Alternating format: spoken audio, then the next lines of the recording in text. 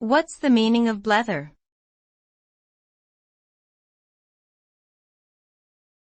Blether.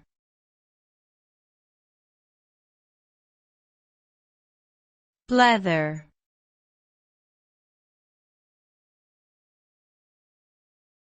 Blether.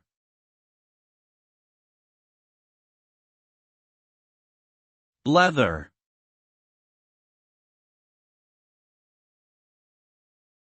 The word blether is a Scottish term that means to talk or chat aimlessly or without purpose.